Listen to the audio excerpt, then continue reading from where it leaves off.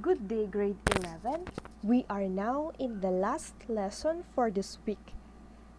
And please watch till the end of the lesson because I included your mastery test in the last part of this video lesson.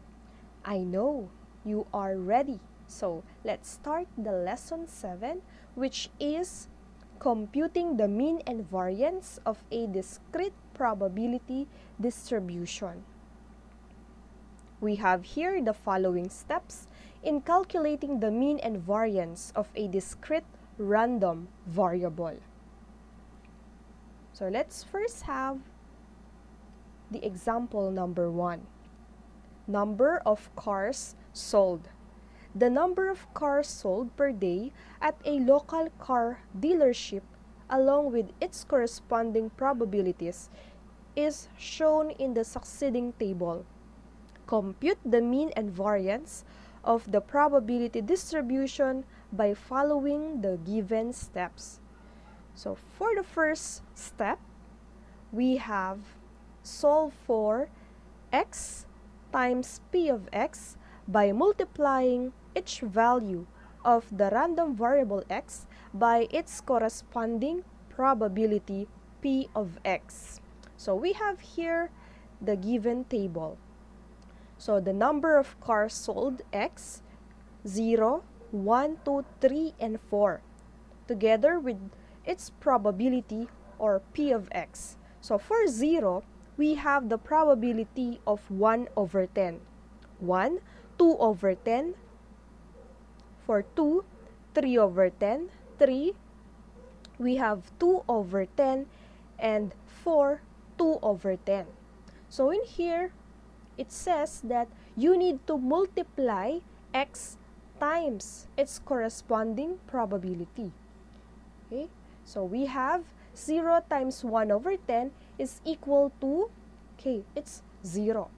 Next one, we have 1 times 2 over 10.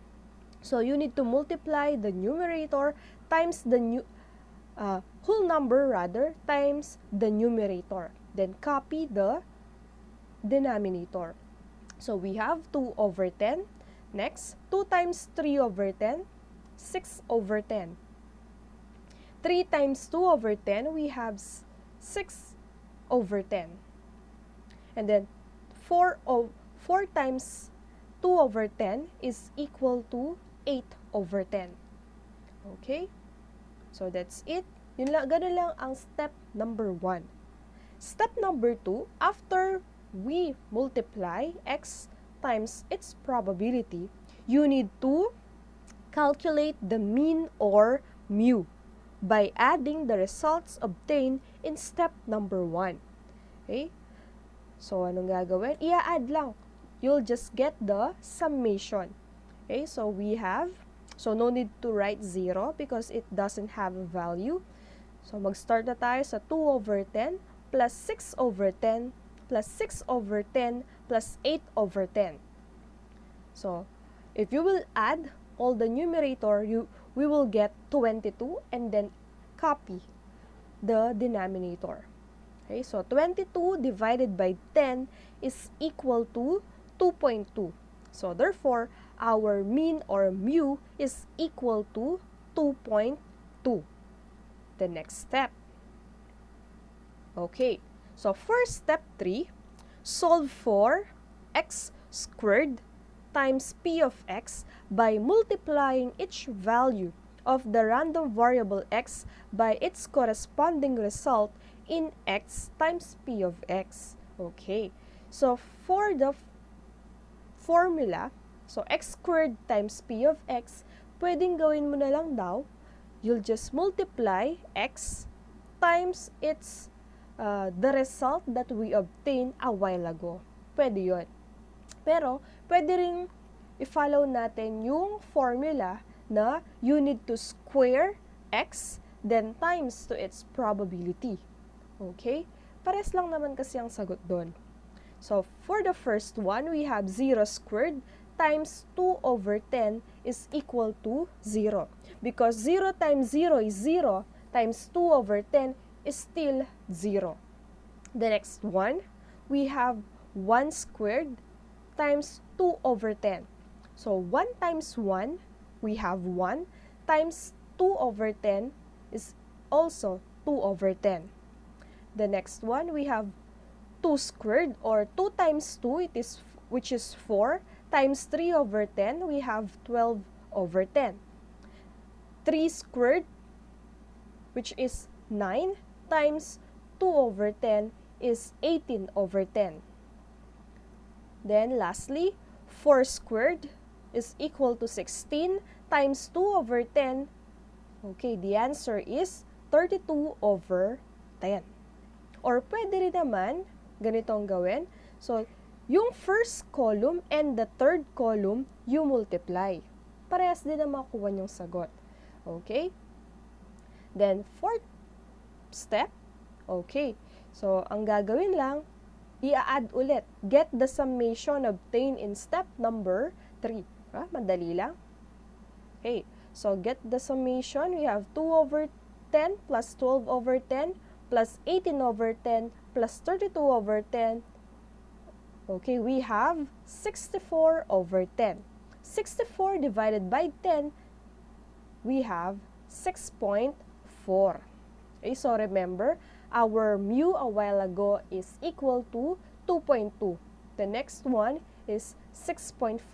We are now ready to get the variance. Okay, to calculate the variance, just subtract the square of the mean from the result obtained in step 4, or use the formula.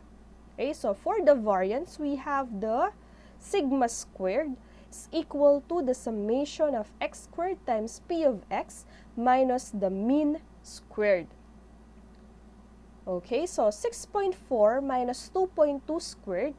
So, let us simplify first 2.2. 2.2 squared is equal to 4.84. Subtract it from 6.4, we have 1.56. So, therefore, our variance is 1.56. Okay? Another example. Solve for the mean and the variance of the discrete random variable x, which can take only the values 2, 4, 5, and 9, given that p of 2 is equal to 0.14, p of 4 is equal to 0.26, p of 5 is equal to 0.38, and p of 9 is equal to 0.22. Again, let us construct a table of values showing our x values and its probability. And then you also include the formula x times p of x and x squared times p of x. Okay, so we have again the values of x, 2, 4, 5, and 9, together with its probability 0.14, 0.26, 0.38, and 0.22. For the first step, okay, ano ba yung first step natin? I-multiply daw ang x at saka p of x. Okay, so lahat yon i-multiply natin. So 2 times 0.14, we have 0.28. 4 times 0.26 is equal to 1.04. 5 times 0.38 is equal to 1.90. 9 times 0.22 is equal to 1.98. Step number 2. Ano kasi yung step number 2? Okay. After multiplying, just add all the product. Okay? So, 0.28 plus 1.04 plus 1.90 plus 1.98 is equal to 5.20. So, our mean is 5.20. Third step. Eh, ano yung third step? Multiply x squared to itself twice times p of x. Or simply, multiply the first and the third column. Pwede yun. Okay, so let's start. So, 2 squared is equal to 4 times 0.14 is 0.56. 4 squared is equal to 16 times 0.26. So, ang sagot ay 4.16. 5 squared, 25 times 0.38, 9.50. 9 squared is equal to 81 times 0.22, we have 17.82. Okay, so after nating minultiply, i-add ulit. Okay, i-add naman ang fourth column rather.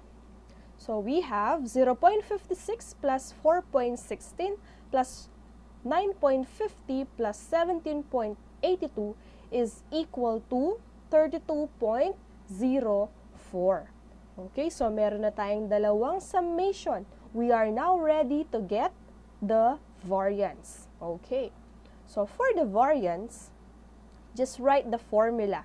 Okay, variance is equal to the summation of x squared times p of x minus the mean squared. Okay, so 32.04 minus 5.20 squared. Simplify 5.20 squared, we have 27.04.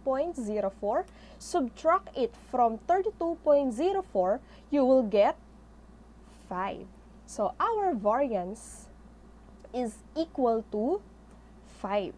Okay? So ganun lang kasimple.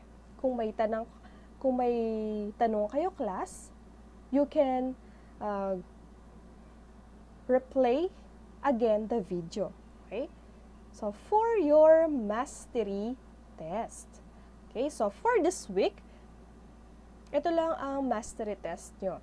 Just compute the mean and variance of the following problems, showing or show complete solution.